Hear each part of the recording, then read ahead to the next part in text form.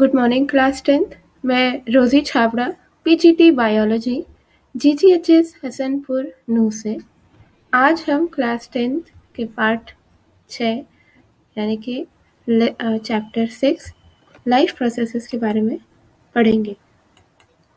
बच्चों, हमने अपने आसपास कई चीज़ें देखी हैं, जैसे कि उदाहरण के लिए हमने ले पेन है, बुक्स है, घर है, कार है, या पशु है, पक्षी है, इंसेक्ट्स है। हम ये देखते हैं कि अगर हम कार, पेन या बुक्स या दरवाज़ों की बात करें तो इनमें अपना श्वसन नहीं होता, इनमें वृद्धि भी नहीं होती है, इन्हें भोजन की आवश्यकता भी नहीं होती है, इन्हें में उत्सर्जन भी नहीं होता। मतलब ये लोग अपनी बॉडी के अंदर वेस्ट प्रोडक्ट्स भी नहीं जनरेट करता, ना ही उसे शरीर से बाहर निकालने की इन्हें ज़रूरत है, और ये अपने आप गति भी नहीं करते हैं, राइट। और दूसरी तरफ अगर हम जानवरों में, पक्षियों में, कीड़े मकोड़ों को देखें तो हम देखते हैं कि वह श्वसन भी करते हैं, मीन्स सांस भी लेते हैं, वृद्धि भी करते हैं, दे शो ग्रोथ एंड डेवलपमेंट। उन्हें भोजन की आवश्यकता भी होती है और ऊर्जा के लिए, ताकि वो अपने काम कर सकें। उनमें उत्सर्जन भी होता है, मीन्स एक्सक्रीट भी करते हैं वो वेस्ट प्रोडक्ट्स को बॉडी से बाहर, और वो अपनी इच्छा अनुसार गति भी कर पाते हैं। तो इस हिसाब से अगर हम देखें तो हम अपने आसपास की सभी जो हमारे आसपास मिलता है, हम उन्हें दो ग्रुप्स में डिवाइड कर सकते हैं। एक है सजीव और एक है निर्जीव। निर्जीव मतलब नॉन लिविंग थिंग्स और सजीव मतलब लिविंग बींग्स। तो निर्जीव जो है उनमें ना श्वसन होता है, ना वृद्धि होती है, ना उन्हें भोजन की आवश्यकता होती है, ना ही वो सर्जन करते हैं और ना ही वह गति प्रदर्शित करते हैं। अपनी इच्छा अनुसार वो गति नहीं कर सकते, खुद से गति नहीं कर सकते हैं जब तक उन पर कोई एक्सटर्नल फोर्स ना लगे, वह गति नहीं कर पाते। और दूसरी तरफ जो सजीव है, लिविंग बींग्स हैं, वह श्वसन भी करते हैं, उनमें वृद्धि भी होती है, उन्हें भोजन की आवश्यकता भी होती है, वह उत्सर्जन भी करते हैं तथा अपनी विल से वह मूव भी कर सकते हैं। तो हम ये कह सकते हैं कि श्वसन, गति करना, पोषण, उत्सर्जन आदि जीवों के अभिलाक्षणिक गुण हैं। जो सजीव होते हैं इनकी शारीरिक संरचना सुसंगठित होती है। ये जो बॉडी स्ट्रक्चर है वो वेल डिफाइंड है, राइट। और एक कोशिकीय जीव है तो उसके एक ही कोशिका में हमने कोशिका की संरचना पढ़ी है कि एक कोशिकीय जीव के एक ही उस कोशिका के अंदर बहुत सारे छोटे छोटे कोशिकांग होते हैं जो उसके लिए ये अलग अलग कार्य पूरे करते हैं, जैसे श्वसन का, ऊर्जा उत्पन्न करने का, भोजन के पाचन का, नए पदार्थों के संश्लेषण मीन्स सिंथेसिस का। और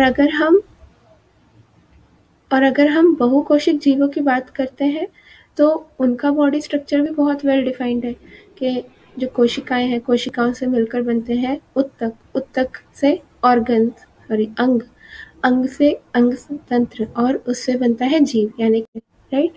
पर समय के साथ साथ इस संगठन का विघटन होने लगता है, इसलिए जीवों के शरीर को मरम्मत तथा अनुरक्षण की आवश्यकता होती है।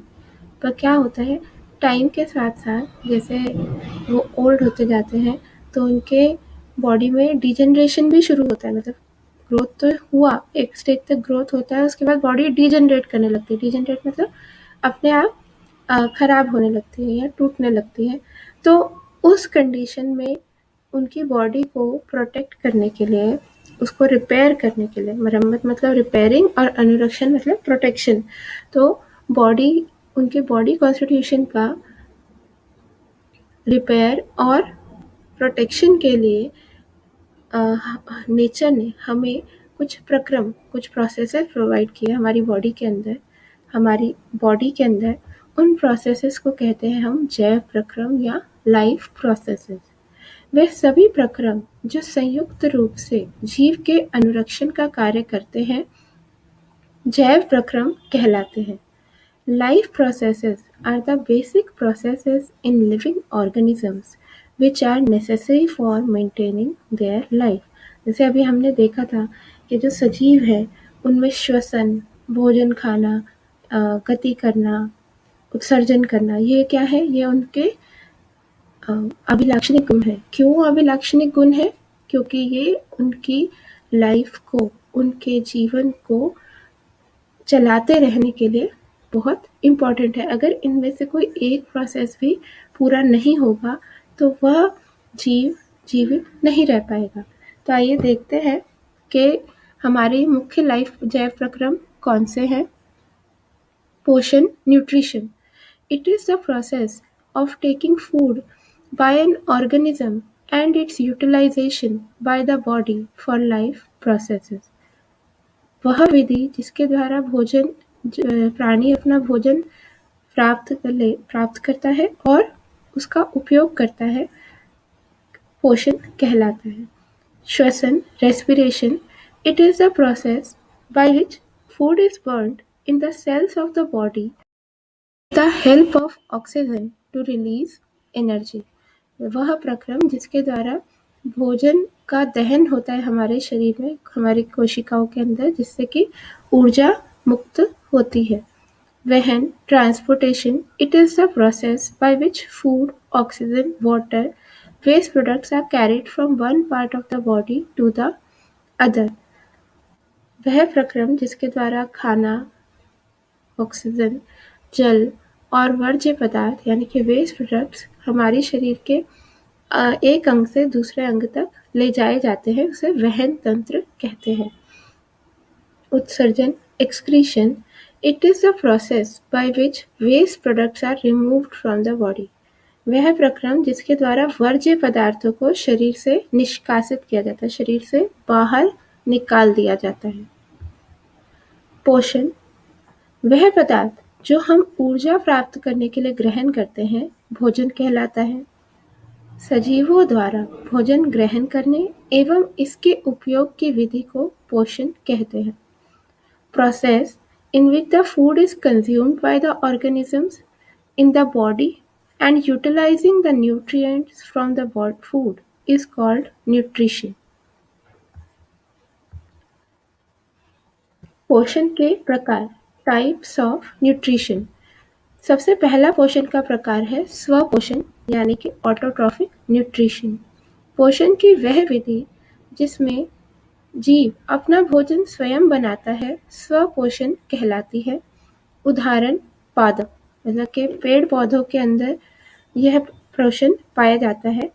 और ये क्या है? ये वह विधि है, it is a type of nutrition in which an organism produces or makes its own food. पादप अपना भोजन सरल अकार्बनिक पदार्थों जैसे कि कार्बन डाइऑक्साइड तथा जल से सूर्य के प्रकाश तथा क्लोरोफिल की उपस्थिति में बनाते हैं. इस प्रक्रम को प्रकाश संश्लेषण कहते हैं. Plants prepare their own food with the help of carbon dioxide, water, chlorophyll and sunlight. This process is known as photosynthesis.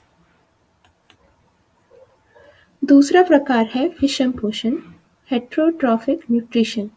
कुछ जीव अपना भोजन स्वयं नहीं बना सकते, वे अपना भोजन दूसरे जीवों से प्राप्त करते हैं. इस प्रकार की पोषण विधि जिसमें जीव अपना भोजन प्राप्त करने के लिए दूसरे जीवों पर प्रत्यक्ष या परोक्ष रूप से आश्रित होते हैं, विषम पोषण कहलाता है. A type of nutrition in which organism cannot make or produce its own food and is dependent on other organisms for its food. Examples हैं जितने भी हमारे जंतु हैं, जानवर हैं, even including human, वो सब उन सब में विषम पोषण पाया जाता है. स्वपोषी पोषण है ऑटोट्रॉफिक न्यूट्रिशन. पोषण की वह विधि जिसमें जीव अपना भोजन स्वयं बनाते हैं, स्वपोषण कहलाती है. उदाहरण के लिए पादप. पादप अपना भोजन सरल अकार्बनिक पदार्थों यानी कि कार्बन डाइऑक्साइड तथा जल से सूर्य के प्रकाश तथा क्लोरोफिल की उपस्थिति में बनाते हैं. इस प्रक्रम को प्रकाश संश्लेषण कहते हैं. Autotrophic nutrition is a type of nutrition in which an organism prepares its own food from simple inorganic material like water, carbon dioxide with the help of chlorophyll and sunlight.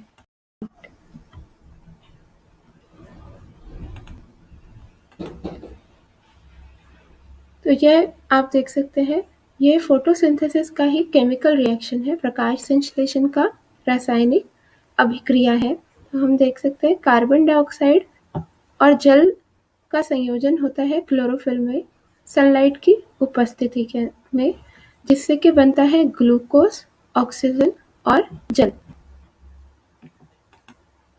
प्रकाश संश्लेषण में पौधे ग्लूकोज तथा oxygen संश्लेषित करते हैं। Glucose का उपयोग ऊर्जा उत्पन्न करने के लिए किया जाता है। अतिरिक्त कार्बोहाइड्रेट को भंडारित कर लिया जाता है। जो एक्सेस ग्लूकोज मतलब कि फोटोसिंथेसिस के दौरान glucose and oxygen are produced and this glucose is used to obtain energy. जो एक्सेस ग्लूकोज होता है उसे फ्यूचर यूज के लिए बॉडी में स्टोर कर लिया जाता है। जो प्लांट्स हैं उनमें एक्सेस ऑफ जो ग्लूकोज है उसे मंड के रूप में भंडारित किया जाता है। Excess of glucose is stored in the form of starch. तो आप इसे देख सकते हैं, this is a starch molecule जो कि बहुत सारे ग्लूकोज मॉलिक्यूल से मिलकर बनता है। लाइकवाइज ह्यूमन के अंदर, मानव के अंदर जो एक्सेस ग्लूकोज होता है उसे ग्लाइकोजन के रूप में भंडारित कर लिया जाता है। कि पौधे अपना भोजन प्रकाश संश्लेषण की सहायता से बनाते हैं। Plants prepare their food with the help of photosynthesis. और फोटोसिंथेसिस के लिए उनको जो चीज़ें चाहिए वो क्या है? कार्बन डाइऑक्साइड जो कि वो वायु से प्राप्त करते हैं, जल जो कि उन्हें मृदा से मिलता है, मतलब वो पानी जो पौधे की जड़ें हैं वो मिट्टी से पानी को अवशोषित कर लेती हैं। The roots of the water absorb water from the soil. Chlorophyll जो कि पौधे के हरे भागों में और स्पेसिफिकली कहे तो पत्तियों में उपस्थित होता है, और सूर्य का प्रकाश। तो अभी जैसे हमने जाना कि जो क्लोरोफिल है वो पौधे के हरे भागों में उपस्थित होता है, जिसमें कि स्पेसिफिकली हम कह सकते हैं लीफ के अंदर यानी पत्तियों के अंदर उपस्थित होता है। हमने क्लास 9th में कोशिका की संरचना के बारे में पढ़ा था, और इसमें हमने पढ़ा था पादप कोशिका के बारे में भी। ये यूकेरियोटिक प्लांट्स जो है, पादप जो है वो यूकेरियोटिक जीव है क्योंकि इनकी कोशिकाएं किस प्रकार की है? यूकेरियोटिक कोशिकाएं। अच्छा, प्लांट्स कोशिकाओं के बारे में अगर आपको याद हो तो हमने पढ़ा था कि ये एनिमल सेल्स से, जंतु कोशिका से कैसे डिफरेंट थी। पहला तो इनके बाहर एक सेल वॉल होती है प्लाज्मा मेम्ब्रेन के बाहर। दूसरा एक और मेजर डिफरेंस था, और वो था कि इनके अंदर एक विशेष अंगक उपस्थित होता है जिसके अंदर क्लोरोफिल भंडारित होता है। तो वह कोशिका अंगक जिसके अंदर क्लोरोफिल पाया जाता है वो है प्लास्टिड यानी कि क्लोरोप्लास्ट। जैसे आप यहाँ देख सकते हैं, दिस इज क्लोरोप्लास्ट। क्लोरोप्लास्ट के अंदर क्या होता है? क्लोरोफिल भरा होता है। दूसरा, क्लोरोफिल की प्रकाश संश्लेषण में क्या भूमिका होती है? क्लोरोफिल सूर्य के प्रकाश को अवशोषित करता है। It absorbs the sunlight and अवशोषित करके कार्बन डाइऑक्साइड के अपचयन के लिए ऊर्जा उपलब्ध कराता है, और वो एनर्जी का यूज और उस एनर्जी का यूज वह कार्बन डाइऑक्साइड के रिडक्शन के लिए करता है। Reduction is a type of chemical process जिस किसी सब्सटेंस में हाइड्रोजन का एडिशन करता है या उससे ऑक्सीजन निकाल लेते हैं। तो अपचयन क्या है? वह रासायनिक अभिक्रिया है जिसमें कि किसी भी पदार्थ के अंदर हाइड्रोजन की वृद्धि होती है या ऑक्सीजन की हानि होती है।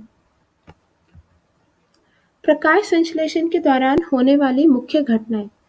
तो अब हम देखते हैं कि प्रकाश संश्लेषण के दौरान कौन सी मुख्य घटनाएं होती हैं।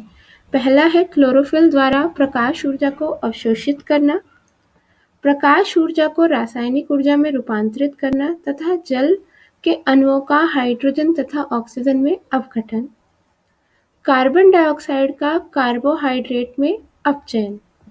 आइए इन स्टेप्स को हम एक वीडियो की हेल्प से समझते हैं।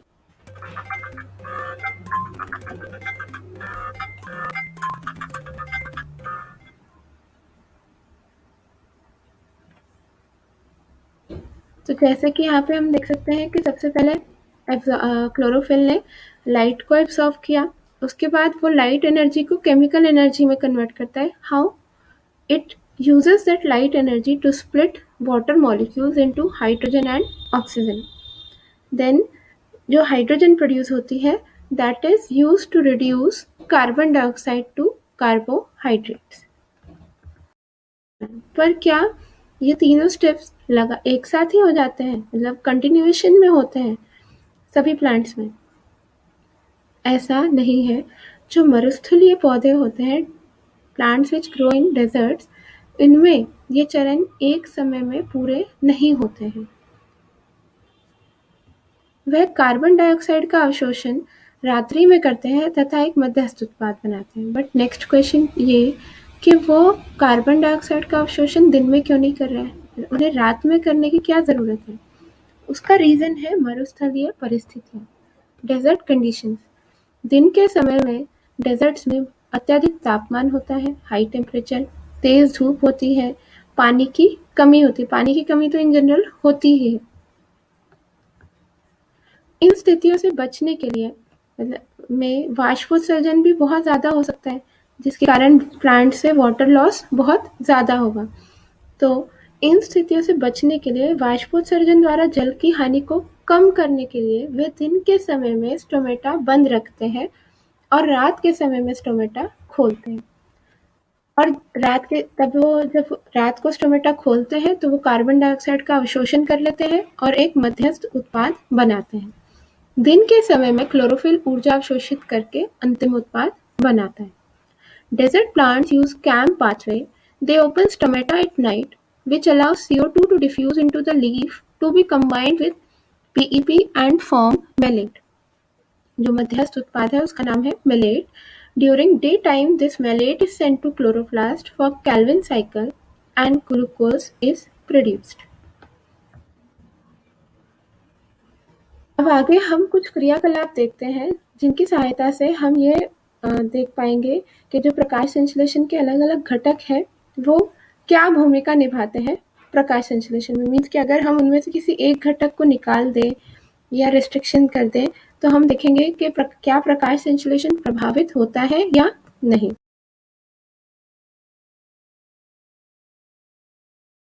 क्रियाकलाप 1, गमले में लगा एक शिवलित पत्ती वाला पौधा लीजिए। पौधे को 3 दिन अंधेरे कमरे में रखिए ताकि उसका संपूर्ण मंड प्रयुक्त पौधे को 3 दिन अंधेरे कमरे में रखिए ताकि उसका संपूर्ण मंड प्रयुक्त हो जाए। अब पौधे को लगभग 6 घंटे के लिए सूर्य के प्रकाश में रखिए। पौधे से एक पत्ती लीजिए, इसमें हरे भाग को अंकित करिए तथा उन्हें एक कागज पर ट्रेस कर लीजिए। कुछ मिनट के लिए इस पत्ती को उबलते पानी में डाल दीजिए। इसके बाद इसे अल्कोहल से भरे बीकर में डुबा दीजिए और गर्म कीजिए। इस बीकर को सावधानी से जल ऊष्मक रखकर तब तक गर्म करें जब तक अल्कोहल उबलने ना लगे। अब इस पत्ती को बाहर निकालकर इस पर आयोडीन का विलयन डालिए। अवलोकन, आप देखेंगे कि पत्ती का वह क्षेत्र जिसमें क्लोरोफिल उपस्थित था वह नीला काले रंग का हो जाता है। पत्ती का वह क्षेत्र जिसमें क्लोरोफिल उपस्थित होता है वह सूर्य के प्रकाश की सहायता से भोजन का संश्लेषण करते हैं। इसका मतलब कि chlorophyll plays an important role in the process of photosynthesis because region of leaf which contains chlorophyll makes food with the help of sunlight, not the regions which do not contain chlorophyll. आइए हम starch test की विधि को जो है एक video की help से समझते हैं।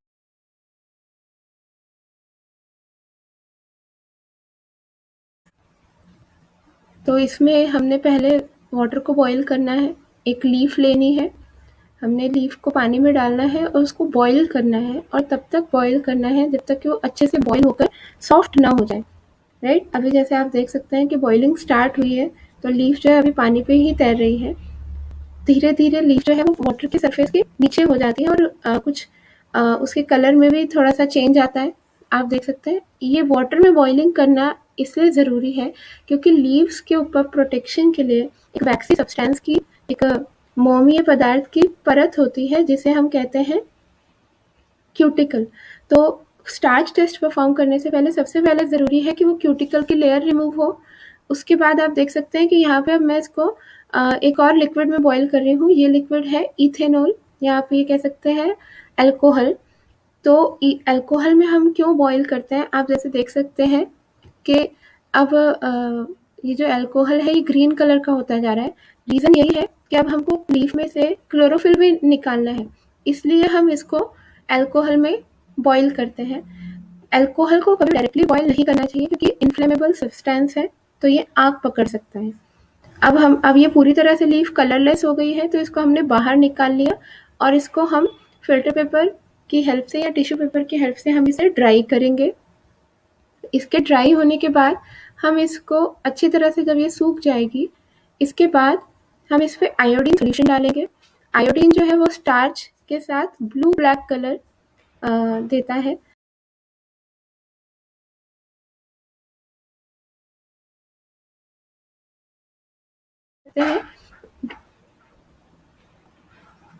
ड्राई होने के बाद, जैसे आप देख सकते हैं, ड्राई होने के बाद अब ये जो लीफ है ये ब्लू ब्लैक टर्न हो गई है। इसका मतलब कि जिन रीजन्स में स्टार्च प्रोड्यूस था, और वो स्टार्च क्यों प्रोड्यूस हुआ होगा, जिन रीजन्स में क्लोरोफिल प्रेजेंट था उन रीजन्स में फोटोसिंथेसिस हुई थी। पौधे कार्बन डाइऑक्साइड कैसे प्राप्त करते हैं? पौधे कार्बन डाइऑक्साइड, या आप कह लो गैसों का आदान प्रदान जो है वो रंध्रों की सहायता से करते हैं, स्टोमेटास की हेल्प से करते हैं। स्टोमेटा या रंध्र पत्तियों की सतह पर छोटे छोटे छिद्र होते हैं। रंध्र के कार्य क्या है? गैसों का आदान प्रदान और वाष्पोत्सर्जन। Functions of stomata: exchange of gases and transpiration. तो जैसे आप देख सकते हैं, it is a diagram of a stomata. यहाँ बीच में ये एक स्टोमेटल पोर है, यहाँ बीच में ये एक स्टोमेटल पोर है, और इसके आसपास ये दो बीन शेप्ड सेल्स हैं, ये दो राजमा के आकार की कोशिकाएं हैं। इन्हें गार्ड सेल्स या द्वार कोशिकाएं कहती है, और उनके आसपास है सब्सिडरी सेल्स। तो ये द्वार कोशिकाएं जो है ये रंध्र की खुलने और बंद करने में को रेगुलेट करती है, को नियंत्रित करती है। रंध्र का खुलना और बंद होना द्वार कोशिकाओं के द्वारा नियंत्रित होता है। द्वार कोशिकाओं में जल अंदर जाता है तो वो फूल जाती है और रंध्र खुल जाता है, और उसी तरीके से जब द्वार कोशिकाएं सिकुड़ती हैं, मतलब जब उनमें से जल बाहर निकल जाता है तो वो सिकुड़ जाती है, फ्लैसिड हो जाती है, तब छिद्र बंद हो जाता है। तो इस तरीके से जो द्वार कोशिकाएं हैं वो रंध्र का खुलना तथा बंद होना नियंत्रित करती हैं। पौधे के दूसरे भाग जैसे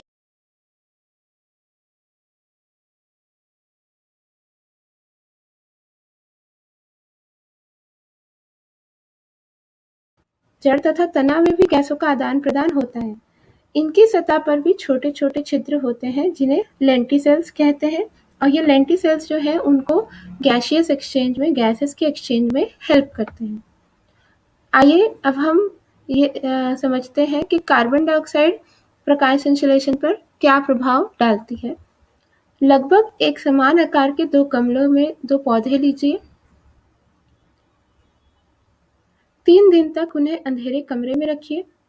अब दोनों पौधों को अलग अलग बेल जार से ढक दें। एक पौधे के पास वॉच ग्लास में पोटेशियम हाइड्रोक्साइड रखिए। बेल जार के सिरों पर वैसलीन लगा दीजिए जिससे प्रयोग वायुरोधी हो जाए। लगभग 2 घंटे के लिए पौधों को सूर्य के प्रकाश में रख दीजिए।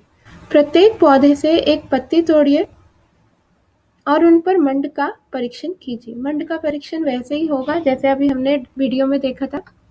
आप देखेंगे कि जिस पौधे के पास पोटेशियम हाइड्रोक्साइड रखा था उसमें प्रकाश संश्लेषण बहुत कम होता है। Rate of photosynthesis in plant A was less in comparison to plant B due to presence of potassium hydroxide.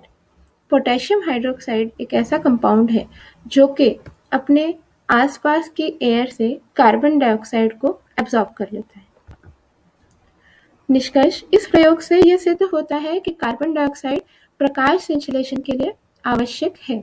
Hence, it is proved that carbon dioxide is required for photosynthesis. Some important questions. चलिए हम कुछ important questions भी इस topic से जुड़े हुए discuss करते हैं। जीवन के अनुरक्षण के लिए आप किन प्रक्रमों को आवश्यक मानेंगे? तो जीवन के अनुरक्षण के लिए जो जैव प्रक्रम आवश्यक है वो है पोषण, श्वसन, वहन और उत्सर्जन। पौधे किन पदार्थों की सहायता से अपना भोजन बनाते हैं?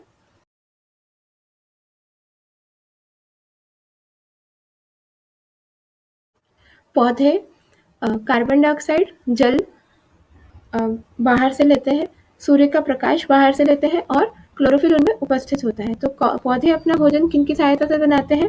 कार्बन डाइऑक्साइड, जल, सूर्य का प्रकाश और क्लोरोफिल। पोषण को परिभाषित कीजिए तथा इसके प्रकार लिखिए। तो पोषण वह विधि है जिसके द्वारा प्राणी अपना भोजन प्राप्त करता है तथा उसका उपयोग करता है ऊर्जा प्राप्त करने के लिए। पोषण के मुख्य 2 प्रकार हैं, वह है स्वपोषण और विषम पोषण। पौधों और जंतुओं में अतिरिक्त ग्लूकोज किस रूप में भंडारित होता है? पौधों में अतिरिक्त ग्लूकोज मंड के रूप में भंडारित होता है, it is stored in the form of starch. And जंतुओं में अतिरिक्त ग्लूकोज भंडारित होता है ग्लाइकोजन के रूप में। Excess of glucose in animals या in humans, excess of glucose is stored in the form of glycogen। पौधों में गैसों का आदान प्रदान कैसे होता है? तो पौधों में गैसों का आदान प्रदान रंध्रों के द्वारा होता है। प्रकाश संश्लेषण के दौरान होने वाली प्रमुख घटनाएं लिखिए। प्रकाश संश्लेषण के दौरान होने वाली क्लोरोफिल द्वारा प्रकाश ऊर्जा को अवशोषित करना, प्रकाश ऊर्जा को रासायनिक ऊर्जा में रूपांतरित करना तथा जल के अणुओं का हाइड्रोजन तथा ऑक्सीजन में अपघटन, कार्बन डाइऑक्साइड का कार्बोहाइड्रेट में अपचयन। तो आज इन क्वेश्चन के साथ अब हमारा ये सेशन एंड होता है। Thank you.